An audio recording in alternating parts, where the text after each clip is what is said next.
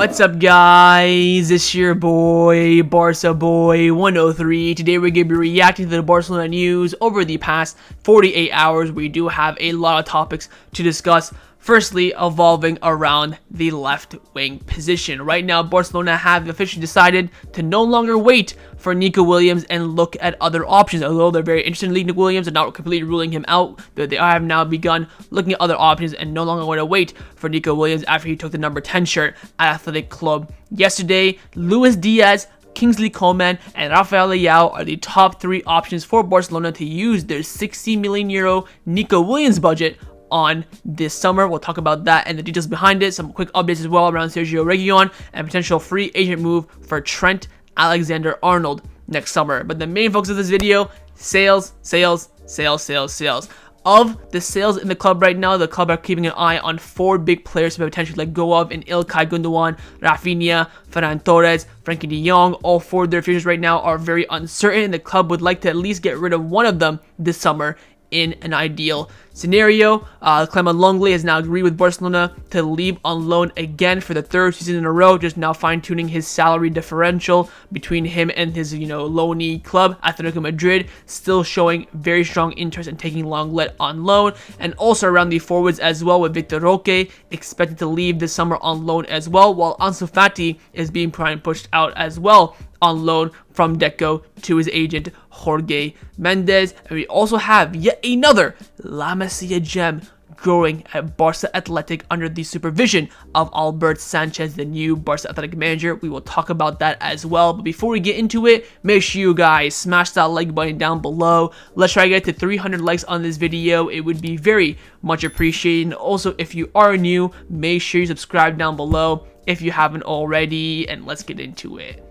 Now, before we get into this video is sponsored by Number One Foot. Number One Foot is one of the best replica football jersey websites on the market right now. They have a variety of different items at absolutely fantastic prices. For me here today, I'm going to show you guys the training kit from this season. This is the warm-up kit that the players use when they go out for training every single day, pre-games as well. You have here the Spotify logo. They have the club badge on it with the diamond as well. And I also have here one of the sweaters they have from last season. This was the Catalunya version. It feels like I bought this from the Nike store directly. The quality is absolutely unreal. The printing is fantastic. And of course, mainly the prices are unbeatable. And if you use the discount code BOY at checkout, you do get an additional 15% off your final order. That is BOY. Use it at checkout. You get 15% off your order, and all orders above $80 as well will guarantee you free shipping. So what are you waiting for? Click the top link in the description down below and get your new football kits today.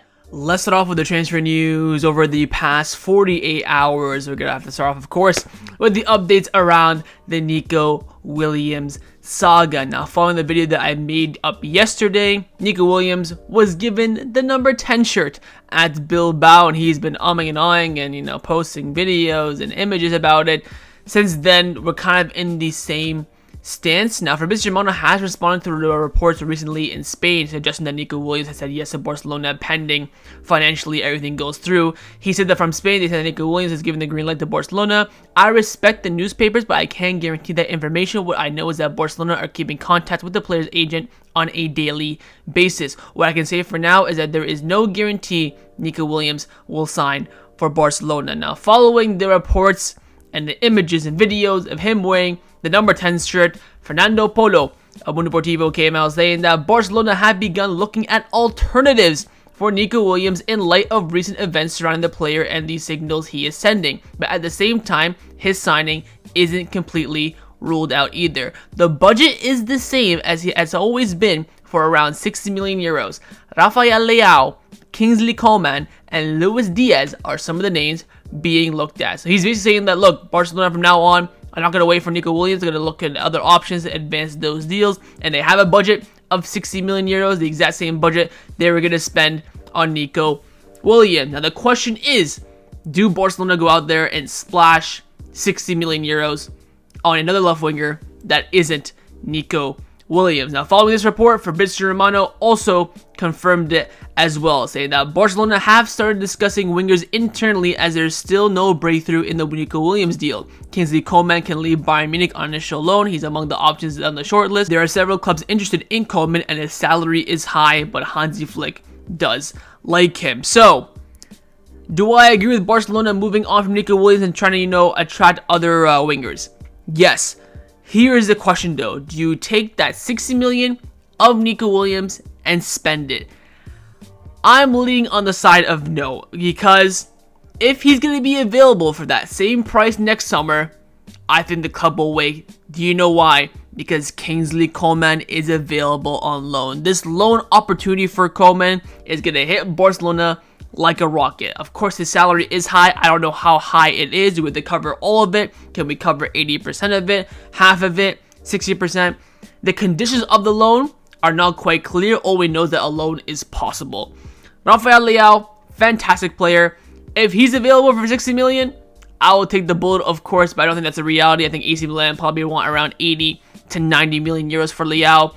Luis Diaz, I was thinking of course, he was Deco's dream a few weeks ago. Could that be a possibility? Would Liverpool take 60 million for Luis Diaz? And following these reports coming in from Romano and Fernando Polo, James Pearce of The Telegraph in the UK, who's one of, if not the number one source around Liverpool, I think him and Paul Joyce are probably the top two, he came out saying that an offer of around 58 million euros, i.e. 50 million Great British pounds, would tempt Liverpool into selling Luis Diaz. So he's basically saying that if we make an offer to Luis Diaz of the money that we have for Nico Williams, Liverpool might be tempted to sell.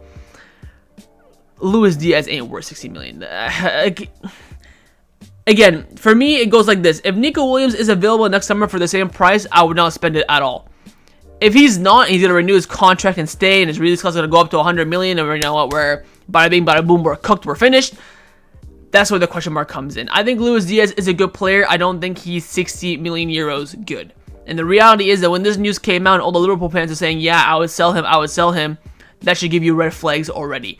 I think he's probably worth around 40. That's what I would kind of value Luis Diaz as. Would I take Luis Diaz over no one? Of course. After what we saw in the Jong Gaffer last night, it is beyond clear that Barcelona need a natural left winger. This team is crying out for it. Whether we play in the 4-3-3 or the 4-2-3-1, it is crying out for a natural left winger, and that's going to be the objective from now on. So we'll wait and see what the club do decide on. Again, the options that are being mentioned right now are Leao, Diaz, and Coman. Of course, Coman being the easiest one since he will be available on loan. Diaz we can afford. Leao probably over budget, you could say.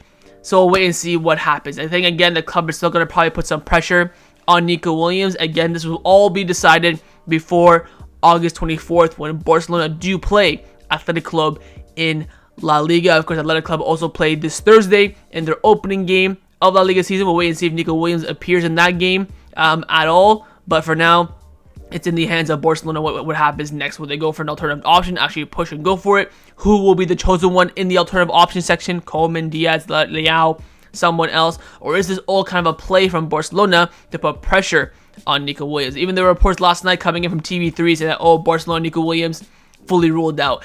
I think it's like a game of chess right now. Nico Williams is flexing number 10, training with Bilbao. We're saying that the deal is done. Oh, they're now looking at alternatives. It's going to be taking too long to answer us. I think it's kind of a media game from both sides. But I also think that Barcelona, you know what? This is also a media game, but also the fact that we do need to look at another left winger as well. So we'll see how things do turn out and as the days progress. But hopefully before August 24th, we'll get a definitive answer on Nico Williams joining or not, and who will be the chosen alternative winger option for Barcelona. Now, there have been some more reoccurring reports about Barcelona being linked with a move to sign Sergio Reguilon from Tottenham Hotspur. We talked about this in the last video, and I said how it made no sense whatsoever. But the ARS came out saying that Sergio Reguilon is an option for Barcelona. His agent have confirmed that there have been contacts and interest from Barcelona, with Spurs ready to sell the player who has only 1 year left on his contract. The club wants a left back in addition to Balde. They also go on to mention that Martinez' future is uncertain. They could sell Alex Faye. So in the event there is movement at left back, Reguilon is kind of like the last second option to bring in as coverage and competition for Balde.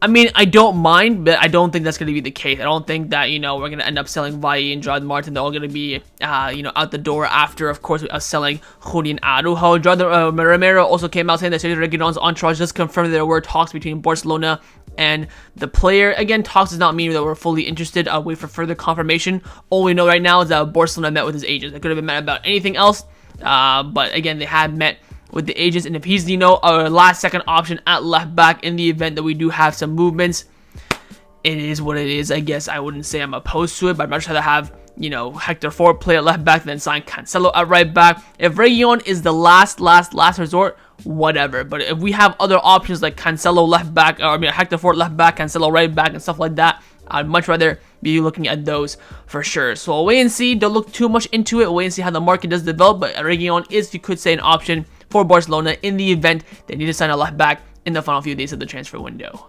Now, on the topic of fullbacks from the Premier League, we have been linked with a free agent move for Trent Alexander-Arnold in 2025. Like I mentioned to you guys a few weeks ago, and I talked about Joshua Kimmich, the 2025 free agent market is looking hella disgusting, and I think Barcelona will be all over it, with hopefully trying to get one of the topper deals over the line. Of course, Trent and also Virgil van Dijk's contract with Liverpool expire in 2025, and right now they're on course to be free agents. Mundo Deportivo came out saying that Barcelona is attentive to Alexander-Arnold's situation. There are rumors in England that suggest that Barcelona is interested in signing him as a free agent alongside Real Madrid. Now, who would you rather join, Barcelona or Real Madrid? That's going to be the big question mark. I think we have a brighter future than Madrid, but of course Madrid are doing it now. Competition at right back here is Jules Koundé, where there's going to be probably Carvajal, and he's probably going to be walking next season if Trent comes in. I mean, I think Trent is a great player. I would definitely take him at Barcelona. I think it depends a lot on what our situation is at right back. Will it be Koundé and Cancelo, just Koundé? What happens? I think that's going to be the big question mark. But right now, it's really way too early to discuss free agents next year. I think, of course, the time to talk about it is when we hit the January transfer window, when the club start having, one eye on playing the squad for next season. Right now, it is way too early. It's probably his agents putting some rumors in there to get some renewal talks going to see if there is a chance of him staying at Liverpool. So we'll see if he is a free agent. If he does leave Liverpool, we'll talk about it. But I still think there's a very high chance that he does end up staying and renewing his deal. Now, one signing that Barcelona, of course, and the only signing you could say have we completed this summer is, of course, Dani Olmo, and Bild in Germany have come out with some additional details and conditions that Barcelona and RB Leipzig have agreed upon for the Spanish midfielder. Again, 55 million fixed fee plus 7 in variables. So now Germany and Romano are saying this, and only Spain, like Mundo Deportivo Sport, are saying 47 plus 13. So however it's divided, again, it's going to be a 60 million euro package. Also, RB Leipzig do have a percent of a future sale in the event that we do sell Dani Olmo in the future, and also a friendly match in Barcelona before 2028 has been agreed upon. If that does not take place, Barcelona will pay a fine. So we're probably going to have RB Leipzig as a Joan Gamper opponent over the next few years, or some sort of friendly match against them in America on a tour, maybe a tour somewhere else.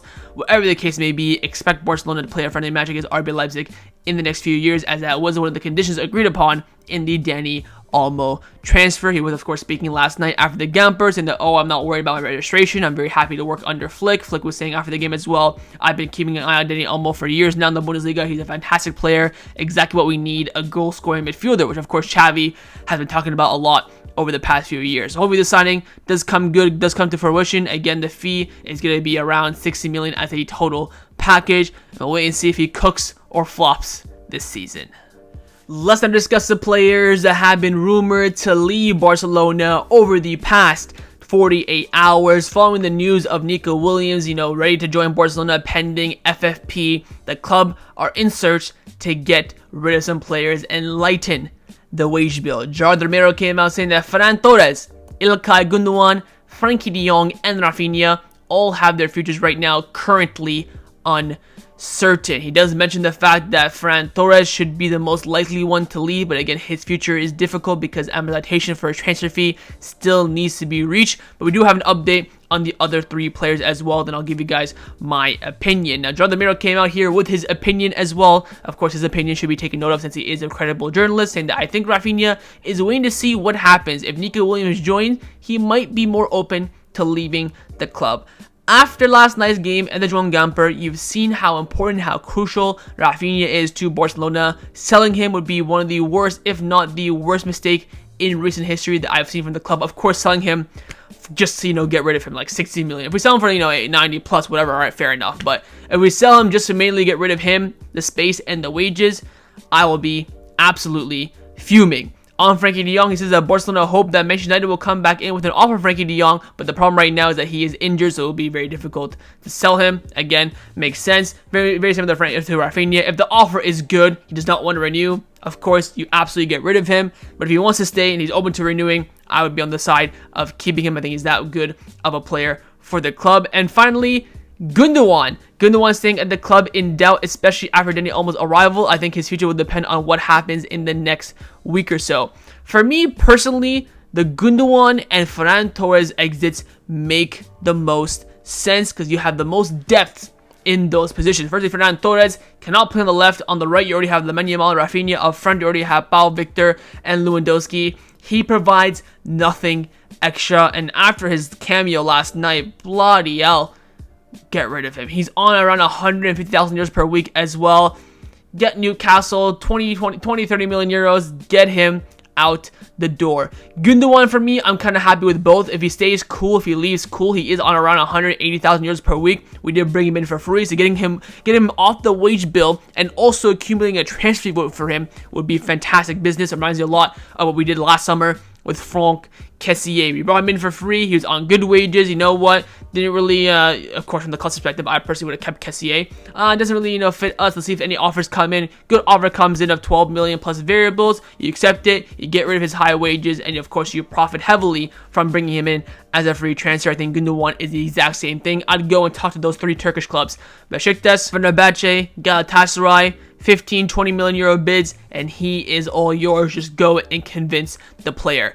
Of course, Frankie's injured, so an exit for him will be very, very difficult, especially if he does a medical and he fails it as well. That's going to cause chaos and uproar. Raphinha, of course, great player, has a market, and I think he has great use to Barcelona as well. So selling him for me, personally, makes no sense. I think what the club will do is mainly focus on selling the squad in fringe players and then potentially hold off on a big sale if needs be. But from this list, clearly for me, Gundogan and Ferran Torres are the top 2, and I personally keep Raphinha and de Jong. Of course, if de Jong does not want to renew, he'd be the first one out the door in this list, in my opinion. If he doesn't, I don't want to stay, I'm going to run down my contract, he'd be the first one out the door on this list. 100%. So we'll see how things turn out. Again, offers and interest has to come in from other clubs. We can't just boot them out the door, of course. But again, any offers coming in for these 4 players, the club will highly assess. Now, speaking about those fringe players that will most likely be leaving Barcelona, one of them, of course, is Clement Lenglet, who was not included in the squad list at all last night in the Joan Gamper, despite being fully fit. And that's because Franco Sport came out saying that everything points that Clement Lenglet will leave Barcelona on loan for the 3rd season in a row after the Tottenham and Aston Villa loan. A meeting between Lenglet's camp and Deco will take place in the next few days to reach an agreement over the salary distribution, and Deco is even trying to make the player give up part of his salary as well. So over the next few days, hopefully Deco and Lenglet's entourage will reach an agreement on the salary distribution for a potential loan. Will it be 80% coverage, 70%? Will he give up a little bit as well to make a move happen? Then of course the interest has to come in. I'm still hearing a lot about Atletico Madrid, and if it is a loan, Deco, please do not forget the fear clause. Don't be stupid. Again, I'm more than happy with loaning Lenglet to Atletico Madrid as long as he cannot directly contribute to us failing, essentially. So, loan for Lenglet, whatever. We're just gonna keep loaning him out until 2026, until his contract expires. At this point, again, he's surplus the requirements. He's on 200,000 euros per week. Just makes no sense whatsoever. His exit, of course, is the most obvious. I think the club are talking about, selling Ferran Torres, Gundogan, Frankie, Raphinha. Get rid of this twat first. He's on more money than all 4 of them.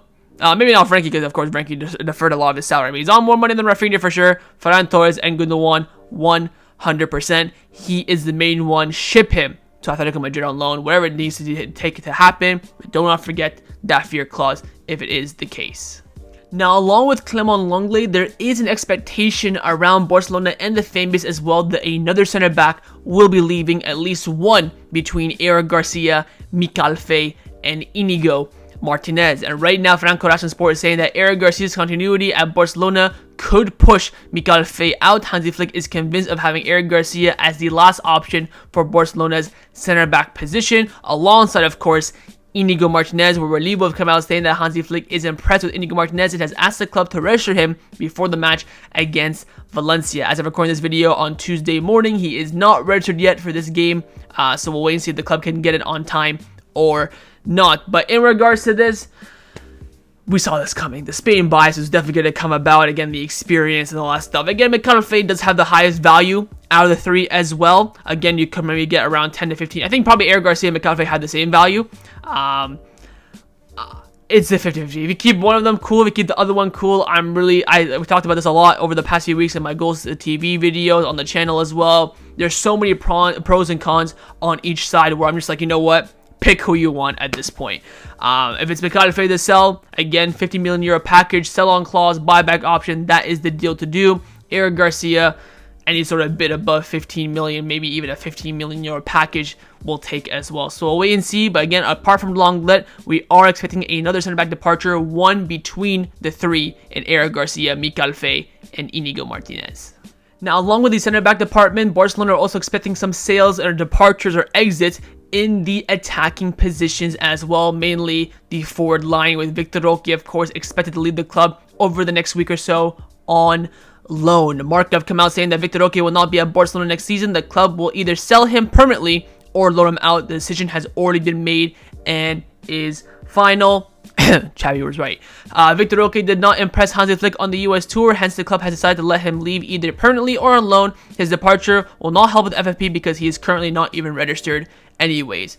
It will in hindsight because you do plan to have all players registered, but right now with registration it wouldn't help, of course, because he's not really registered. I understand that point completely. Now, Goal came out saying that Real Betis are one of the teams interested in Vitor Roque, but they have not made any move as of right now, and right now they have other priorities as well. Barcelona believe that it could be a good destination for a loan for him. Again, anywhere in La Liga would be really good for Vitor Roque. Again, Deco, do not forget the fear clause. I'd honestly be content with sending Vitor Roque anywhere where he'll get good minutes. I don't want him to go somewhere where he has to compete for minutes, where he probably would at Betis. I'd rather send him to, you know, like an who's just been promoted, like a Real Valladolid, or I wouldn't send him to Espanyol, fuck them, but you know, kind of a mid to lower table La Liga side where he only maybe have competition with their current striker and he can easily overtake them. That's the kind of loan that I want to see for Vitor Roque. Maybe a mid-tier Bundesliga club as well would be nice, or Serie A, somewhere he can get those minutes. I think Bologna, they just lost, of course, Joshua Zerski. Sending him there would be fantastic. I don't think they got anyone to replace him. If they do, I do not know. But something like that would be a great example. A mid-table team in Serie A, they're in the Champions League. That would be a great move for him. And again, it's finding those clubs and reaching an agreement with those clubs that have to, of course, meet the conditions that Barcelona need as well. He's on a lot of money, around $100,000 per week, of course, after that big money move in January where it was made official, but last summer officially. So his exit should be fairly simple. Again, he's a young talent with a lot of, you know, potential and just needs a little bit of a club push with someone nurturing him to grow. So we'll see how it turns out, but a loan exit is very, very likely for Vitor Roque, and hopefully should be finalized in the next week or two. And another forward that could also be potentially be looking for a new club elsewhere is Ansu Fati. Now, Sport came out saying that Deco has already told Jorge Mendes to use all his contacts to find Ansu Fati a new club for him. Barcelona urgently needs to free up spots in the first team and reduce the wage bill. For me, it's quite clear that Barcelona as a club would rather keep Ferran Torres ahead of Ansu Fati, because again, with Ferran Torres, he's with someone we bought. There's a lot of amortization needed. He's on good wages, where Ansu Fati is on good wages, but he's from the academy, so any kind of sort of sale or getting rid of him would be financially beneficial for us, not only for capital gain income for FFP, but also saving on his wages as well. But here's the kicker. Knock, knock, knock. Ansu Fati is injured, so getting rid of him again, very similar to Frankie de Jong, is going to be difficult. Now, Mateo Merito has been reposting a lot of his reports from early April where he says that Ansu Fati is not in Barcelona's plans and he is expected to leave the club. He keeps on reiterating those statements. Again, if we're going on talent, I think easily you want to keep Ansu Fati over Ferran Torres, but when you can think of the logistics behind it, the fees, the conditions, the money, the wages, I can understand why the club would probably favor to get rid of Ansu Fati over Ferran Torres, but with straight on ability, everyone knows the answer. And the reality is, I sold my stocks in Ansu Fati at the beginning of last month for this reason, because I knew you know, he's just someone that's not going to be relied upon, especially with his injuries, you know, getting these niggling injuries left, right, and center. That's the unfortunate reality of the situation. Now, with Ansu Fati, though, there is a bit of a plus for him because he has been officially registered yesterday alongside Clement Lenglet and Eric Garcia. So they can all play this Saturday against Valencia. Of course, Ansu Fati probably won't because he's injured. Eric Garcia will probably be in the squad list. Clement Lenglet, again, remains to be unseen. But since they have been, of course, you gotta remember this in retrospect, registering and unregistering is much more beneficial than just not registering at all. So if we are about to loan out Vitor Roque, I would not be surprised if Barcelona register him than unregister him because they want that capital gain. Of course, for FFP, it is more beneficial, as we've known over the past few years, to register them first and then get rid of them. That's why these three players have been registered over the past 24 hours, and we'll wait and see how their futures do develop. Of course, mainly around specifically Ansu Fati in this case.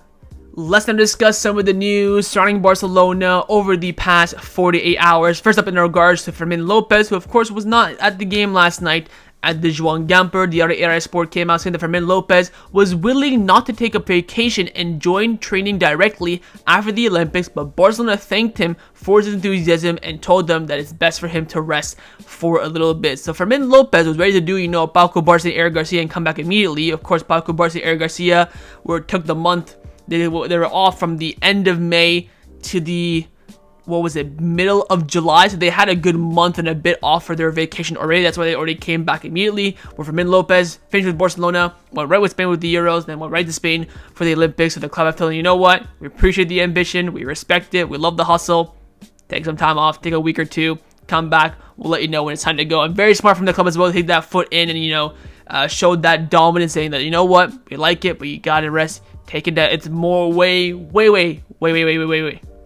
It's way more beneficial for you to rest and for you to come back immediately and try to earn your spot, stuff like that. You're just going to cause more harm and more doing to your body. So good on Barcelona for stepping in, and we won't see Fermin Lopez probably in the next week or so, but maybe post Valencia game, we will see him to come back in training and then maybe be in the squad list for the next match in La Liga. Now, the final topic that I want to discuss for end off this video is in regards to a new gem in La Masia growing and getting on the radar of a lot of scouts and a lot of coaches at Barcelona. Sport came out saying of the numerous young players called up to the Barça Athletic preseason by Albert Sanchez, one of the most impressive is Pedro Fernandez, also known as Dro. His quality is immediately noticeable. He is refined, elegant, and highly skilled, a unique special player who stands out. The youth coaches are well aware that he is a rare talent and the player with this kind of magic that allows him to glide across the field. So we had a lot of Samu Nomoku as well, who's coming through. You have now Pedro Fernandez, Gilly Fernandez, all these players that Alberto Sanchez will have at his disposal for Barça Athletic for the upcoming season. And again, they've done well for their preseason so far. It looks like there's not been too much of a shift between him and Rafa Marquez, but we'll see how Alberto Sanchez does work this season. But again, keep your eyes on Pedro Fernandez. He is being highly rated as yet another top big prospect and big potential player coming through the greatest academy in the world in La Masia. So that was my reactions to the Barcelona news over the past 48 hours. Hope you guys enjoyed this video. If you did, make sure to leave a like and of course leave me your thoughts down below in the comments on everything we discussed. The main thing I want firstly, of course, is your thoughts on the entire left wing situation. Who would you bring in if you can't bring in Nico Williams? Would you spend the Nico Williams money this summer or save it? Or would you just keep twerking for Nico Williams until the August 24th deadline? Secondly, and probably the final point, in regards to sales of those four big players, if you had to sell one, who would you sell? Thoughts on Lenglet going to Atletico Madrid? Would you, sanction that move or not? And of the two forwards, Vitor Roque and Ansu Fati, who would you let go and who would you keep at the club this summer? And of course, make sure you guys subscribe down below if you haven't already. And I will see you guys next time on the channel. Take care and Forza Barça.